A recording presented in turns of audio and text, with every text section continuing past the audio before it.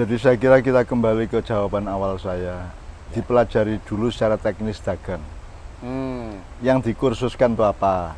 Ya, Gitu. pelajaran Terus semuanya atau apa gitu. ditarik garis ke minat masyarakat umum. Yang paling mereka minati untuk anak-anaknya itu apa? Perlu survei Nomor ya. 2, secara spesifik, biasanya sekolah-sekolah itu biasanya kan sekarang itu kan sekolah tergantung kursus kan, tergantung les ya.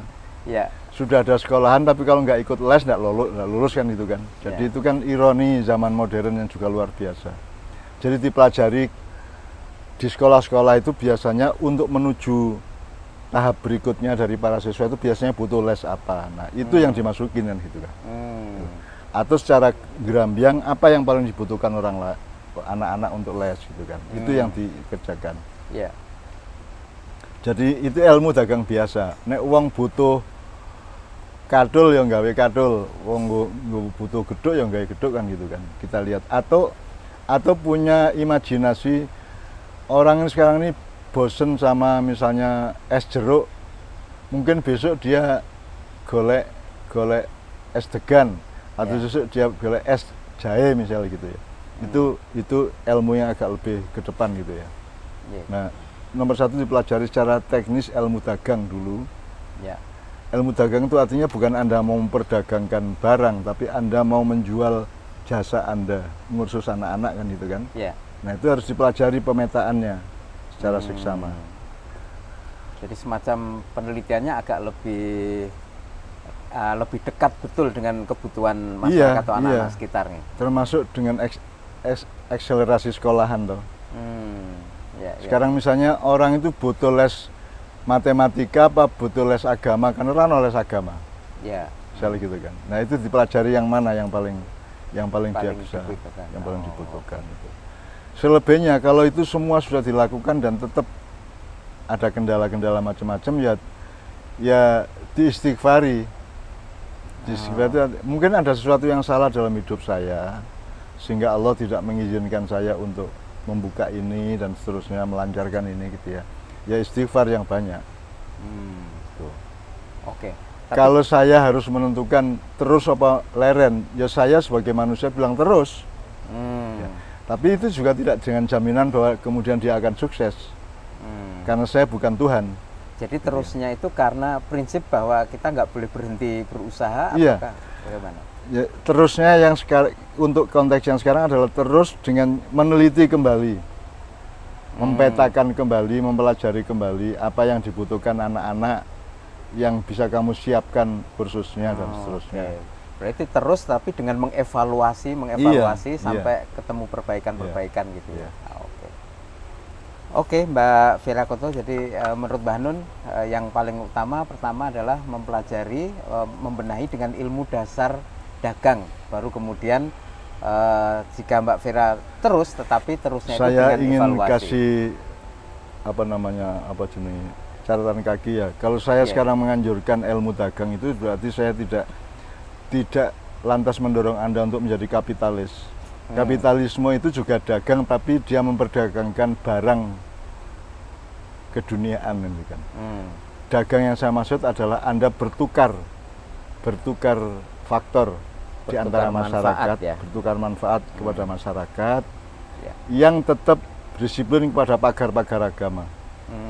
Jadi bertukar manfaat itu esensi dari dagang, tetapi ada pagar-pagar nilai atau pagar agama yang dijaga sehingga maslahat manfaatnya itu bisa baik atau apa ya namanya? Misalnya Anda ngursus anak-anak sekaligus guru, terus Anda curang, yang ikut kursus dia nilainya baik di sekolahan. Nah, ya. Itu yang namanya tidak melanggar pagar tadi. Melanggar pagar ya. Oke.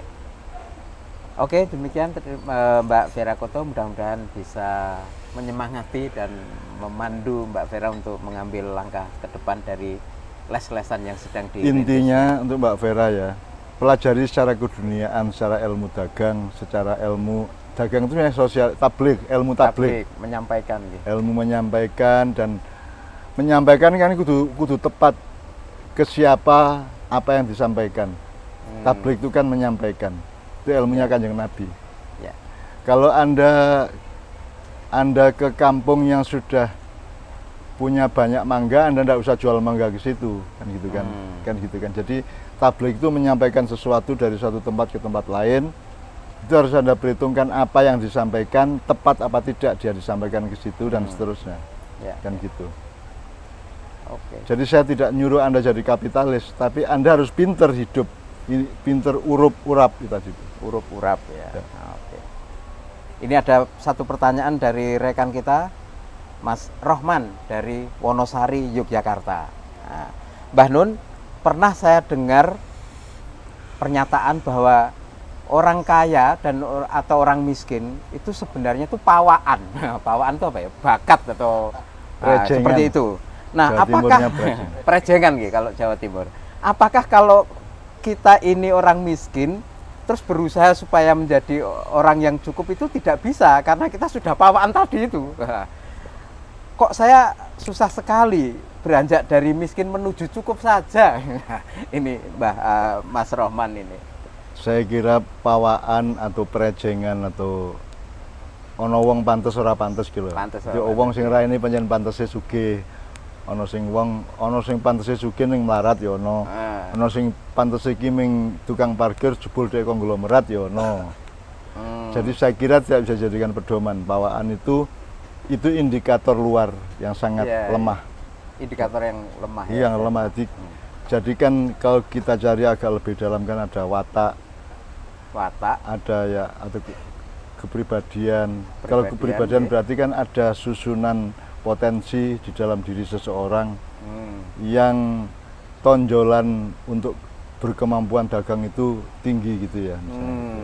Dan ada yang apa namanya memang secara genetika dia memang turun temurun dia terbiasa di keluarganya itu berdagang sehingga menjadi orang kaya, kemudian habitatnya. Tapi itu semua bukan pedoman inti dari kehidupan. Sebab nanti setelah prejengan, setelah watak, setelah kepribadian, setelah bakat ada nasib juga. Oke. Dan nasib juga watak, itu kepribadian dan masih ada nasib. Iya. Dan nasib ini kan yang paling misterius, yang paling tidak bisa di breakdown, yang tidak bisa dirumuskan gitu. Jadi ada orang yang wajahnya juga tidak prejengan pengusaha, tapi dia punya nasib baik. Ketika dulu terjadi inflasi rupiah, dia nyimpen dolar, terus dalam waktu 2 minggu dolarnya naiknya sampai 15.000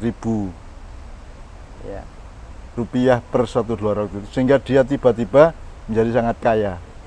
Kemudian dia pelan-pelan jadi konglomerat dan sampai sekarang terkenal sebagai konglomerat.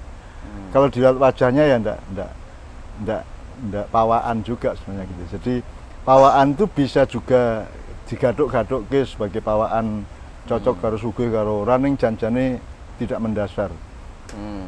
Yang nomor satu mendasar adalah kemampuan Anda untuk memanage hidup Anda. Oh, kemampuan memanage hidup Anda. Iya dong. Jadi yang nomor satu tetap itu. Jadi kalau kembali ke pawaan tadi itu barangkali bisa dikatakan bahwa kesimpulan tentang pawaan itu adalah semacam pengamatan yang terburu-buru penyimpulannya gitu ya Mbak ya, atau ya itu kan kuwi sawang sinawang. Ya. Itu kan cuman fakta-fakta permukaan indikatif, itu clue aja, itu kan apa indikator aja itu. Tapi dia tidak menjadi pedoman utama.